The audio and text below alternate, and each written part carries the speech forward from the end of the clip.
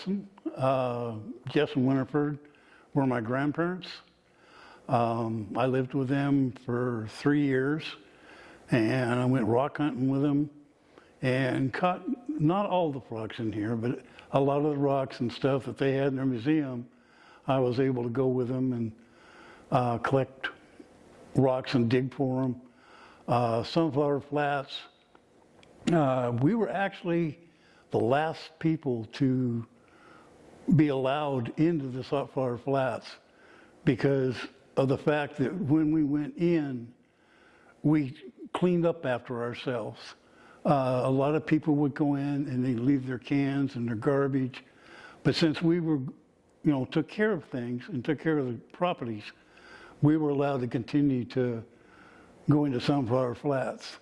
The digging in Sunflower Flats is like trying to dig like concrete. You use a pick, a real mining pick, to get into these crystals. And some of the most beautiful crystals in the world you'd ever want to see. Another place we would go is into Eastern Oregon for, that's Highway 97 between Biggs and Medford. There's a lot of thunder eggs in that area. And we go and get those, dig them up, and then Grandpa would cut them on a saw, and then Grandma made like little coffee tables out of some of them, with resin. She'd take different rocks and sew them in there and resin them up and make tables, screw tables, legs on the tables. Also, there's a rock called Wasco Bog that is also in that area. It's not a good rock for cutting. It's pretty flaky. You can get some good sized pieces, and it's got a lot of good color in it, but it's too flaky to cut good. And going further west, you get into some obsidian. Now, obsidian, there's 3 different kinds. There's silver sheen, gold sheen, and what they call rainbow, which is both the gold and silver sheen in the same rock. Those we Grandpa sliced those. We also made jewelry out of some of the stones, like obsidian and stuff. We cut them out ourselves. Grandma and I mostly did those kind of cutting because it's a hand worked process.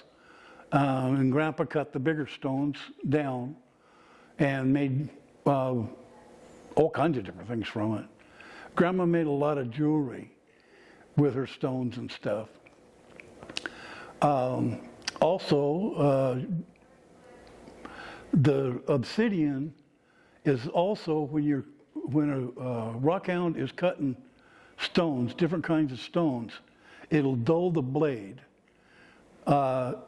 The thing about obsidian is when you cut obsidian, it actually helps sharpen the blade back up so that you don't destroy your blades and wear them all out.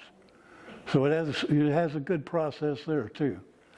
The lava rock and stuff, which they used a lot of around their property, they made flower gardens and all kinds of different shapes and stuff on their property.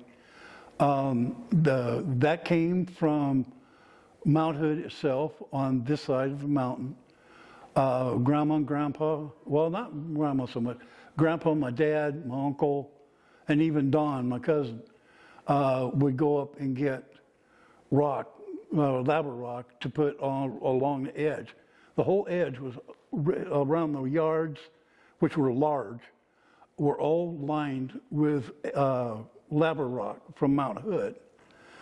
The sand and stuff that we used to build these was also from Mount Hood. They have an irrigation system here that's called the Bone Ditch, and it comes from Mount Hood all the way down to Hood River, right into the Columbia River. The sand and stuff they have the ditch company. They maintain these ditches and stuff. And ever so often they had collecting places, like where they collect silt and stuff like that. Well, they had to be flushed out at least once a day. So I would go with my grandpa in Old Nellybell, and we would go up and we would open the gates, and the sand, it would flush itself out, and the sand would come around, go under the river or under the road through culverts, and then the water and stuff would go away, but the sand would collect. And so when it come time to building these rock gardens and stuff, we would get the sand from there, which is right off of Mount Hood. It's silt and stuff from Mount Hood. It's a real super fine sand. And we used that sand to make all of the rock gardens and stuff up on the property. Garnet hunting, that's my favorite. This we did up in Idaho. My grandma and grandpa and I, we took off and went to Idaho with our trailer, and we went to northern Idaho. We would go up, and we stayed up there for a week, and there's a river and stuff that goes through where we were at, and it was known for their garnets and stuff in that area. We stayed there the whole week, and we came back. I had a bread sack, a full-size bread sack that was 3/4 full of garnets. And Grandma and Grandpa, they had, well, at least twice that much, you know, but it was fun. I used to take, and it was really hot that summer, so what I would do is I would lay in the river itself over by the bank, and I would dig in the bank and stuff to get these garnets and stuff out of there. It was just a lot of fun. They have a couple of the garnets here in the museum, and one of them is it's probably about that big around, and it's pretty well fractured, so it couldn't be capped. But there's another one that's about the size of my thumb, and the way you can tell a cappable garnet is a garnet that can be capped has all flat sides to it. No certain shape, it's not square or anything like that, but each side is flat. And that's how you can tell if it may have a star in it or not. And what they do is they take that and they cut it in half, and then they dome it over. And that's when you get like a lady sapphire with a star in it. These have stars in them. There's a 4-point and a 6-point star they can get out of them. And we only found one. Out of thousands of garnets, we only found one that would possibly have a star in it. It was a lot of fun. I totally enjoyed it.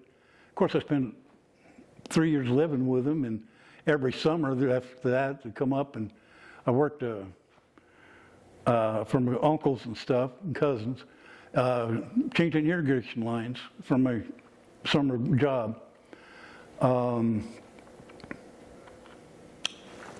Pretty much anything to do with my grandma and grandpa, I just totally enjoy it, whether it was hunting or fishing, you know, whatever. My grandpa, when I lived with him, of course I was pretty young, before I go to bed, well, when we went to bed, I would lay in Grandma and Grandpa's bed, and Grandpa would lay there beside me, and he would tell me stories of his hunting and fishing and stuff like that. Uncle Pete, that was Grandpa's sister's husband, his brother-in-law. Those two, during the Depression, basically fed the upper Hood River Valley. They would go hunting, get deer. In fact, I think Monty, my other cousin that'll be on my grandpa's side.